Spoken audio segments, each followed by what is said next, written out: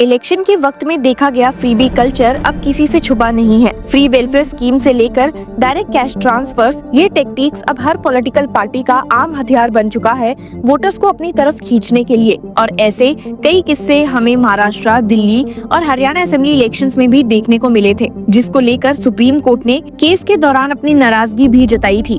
Justice BR Gavai के एक बयान ने सुप्रीम कोर्ट को एक नए विवाद के बीच में ला दिया है, जब उन्होंने फ्रीबीज यानी कि मुफ्त की सुविधाओं पर टिप्पणी की और कहा कि ये एक पैरासाइट क्लास को क्रिएट कर रही हैं। तभी से देश भर में हंगामा मच गया था। सिविल सर्वेंट्स, एक्टिविस्ट, लॉयर्स और आम लोग इस बात पर चिंतित थे कि क्या भारत की जुडिशरी अब आम आदमी की कठिनाइयों से अलग हो चुकी है। आपको याद होगा कि 12 फरवरी 2025 को सुप्रीम कोर्ट की एक बेंच, जिसमें जस्टिस BR गवई और जस्टिस AJ मशीह शामिल थे, एक पिटीशन सुन रहे थे जो ER कुमार ने शेल्टर होम्स के लिए दाखिल की थी।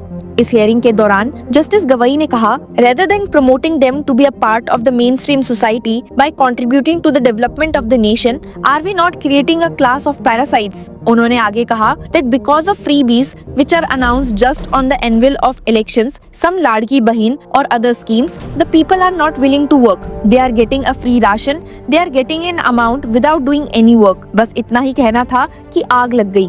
लोगों ने कहा कि गरीबों को पैरासाइट कहना सिर्फ एक जुडिशियल रिमार्क नहीं, बल्कि एक तरह का अपमान है जो जुडिशरी की संवेदनशीलता पर सवाल उठाता है। और अब रिटायर्ड IAS ऑफिसर्स, डिप्लोमैट्स और ब्यूरोक्रेट्स का एक ग्रुप जो अपने आप को कॉन्स्टिट्यूशनल कंडक्ट ग्रुप यानी कि CCG कहता है, उसके 71 मेंबर्स ने एक ओपन लेटर लिखकर जस्टिस गवई के कठिन शब्दों पर अपनी निंदा जताई है। जस्टिस गवई को हेविली क्रिटिसाइज करते हुए उन्होंने लिखा है, These are the people who have been pushed into destitution because the state have failed in its duties elaborated in the directive principles of the state policies of the constitution to secure a life with dignity for every citizen। उनका कहना था कि गरीबी कोई चुनाव का नतीजा नहीं है, बल्कि सरकार की असफलता का परिणाम है। गरीब मजबूरी में सड़कों पर जीने को मजबूर हैं, पर ये उनका हक है कि सरकार उनके लिए भवन, रोजी रोटी और सामाजिक सुरक्षा सुनिश्चित करे। एक्टिविस्ट, लॉयर्स, राइटर्स और 300 से ज्यादा NGOs और ग्रुप्स ने भी अपना विरोध जाहिर किया है। एक लेटर में उन्होंने लिखा है,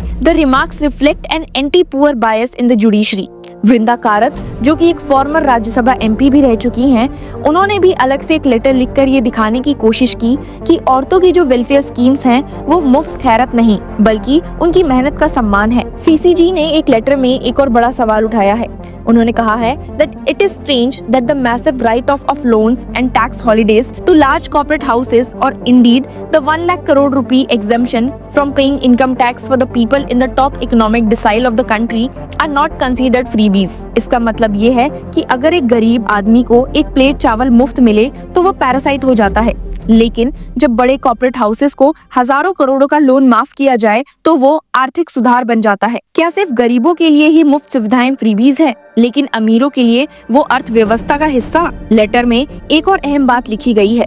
2012 में सुप्रीम कोर्ट ने एक जजमेंट दिया था, जिसमें जस्टिसेस दलबीर भंडारी और दीपक गुप्ता ने राइट टू फूड केस में कहा था, nothing is more important for the state than to preserve and protect the lives of the most vulnerable, weak, poor and helpless people. इस जजमेंट का असर ये था कि देश भर में 2000 से ज्यादा नाइट शेल्टर्स बनाए गए, मगर आज भी ये सुविधा बेकार, अनसैनिटरी हैं और असम्मानजनक हैं। तो फिर ये सवाल उठता है कि क्या सुप्रीम कोर्ट के नए तरीके का सोचना एक नए भारत का संकेत है या गरीब विरोधी सोच का दर्शन? CCG ने अपने लेटर के अंत में गांधी जी की एक महान बात का जिक्र किया, Whenever you are in doubt, recall the face of the poorest and weakest man you may have seen and ask yourself whether the step you contemplate is going to be of any use to them। क्या भारत की judiciary भी गांधी जी के इस talisman को भूल चुकी है? सिर्फ इतना ही नहीं, लोग तो ये भी जानना चाहते हैं कि क्या 2000-3000 रुपए महीने का कैश ट्रांसफर किसी को इतना आलसी बना सकता है कि वो काम ना करे। क्रिटिक्स ने ये भी कहा है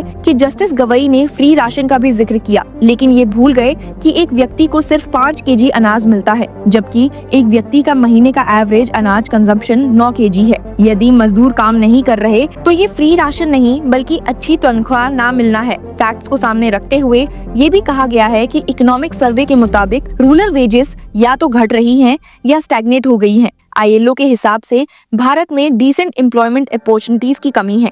ये भी नहीं कहा जा सकता कि लोग काम नहीं करना चाहते, वरना सरकारी नौकरी के लिए करोड़ों की संख्या में एप्लीकेशंस नहीं आते। सुप्रीम कोर्ट के जजेस के रिटायरमेंट बेनिफिट्स या कॉर्पोरेट सेक्टर के टैक्स कट्स फ्रीबीज नहीं है, लेकिन गरीबों पर चल रही योजनाएं फ्रीबीज का लेबल पा जाती हैं। बैंक्स के लाखों करोड़ों के एनपीए राइट ऑफ्स असली फ्रीबीज हैं जो टैक्स पेयर्स के पैसों से दिए जा रहे हैं। जस्टिस गवई की टिप्पणी को लेकर सवाल ये भी है कि क्या एक न्यायाधीश बायस के साथ गरीबों और उनके अधिकारों को देखे। कॉन्स्टिट्यूशन में वेलफेयर स्टेट का स्पष्ट उल्लेख है।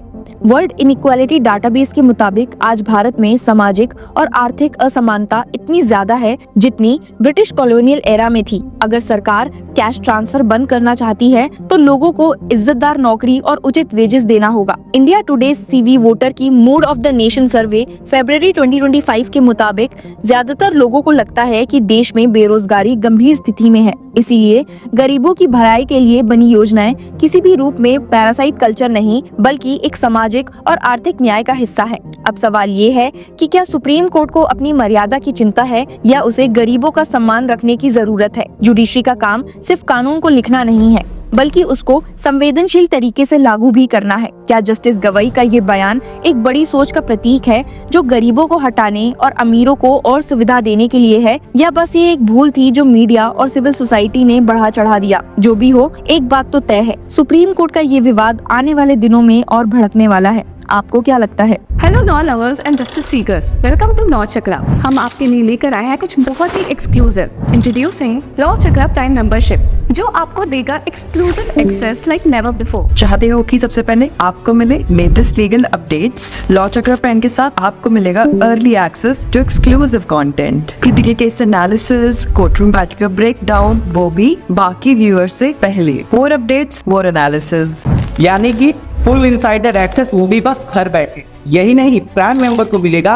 Access to exclusive interview session with renowned जजेस, लीगल एक्सपर्ट्स एंड लॉयर्स। ऐसे इनसाइट्स जो आपको कहीं और नहीं मिले। इसी के साथ अगर आप कभी सोचे कि हम कैसे लेकर आते हैं आपके लिए ये लीगल अपडेट्स, तो इसके लिए भी प्राइम मेंबर्स के लिए है हमारे पास एक special sneak peek behind the scenes of law chakra. Brainstorming session से लेकर ब्लूपर्स तक सब कुछ। In short, more content, more update and more analysis. Political legal controversies हो या इन डेप्थ लीगल सेशंस, सब कुछ आपको मिलेगा एट वेरी मिनिमल प्राइस। बनिए लॉ चक्र की प्राइम मेंबर और अनलॉक कीजिए full potential of legal knowledge. अभी ज्वाइन कीजिए।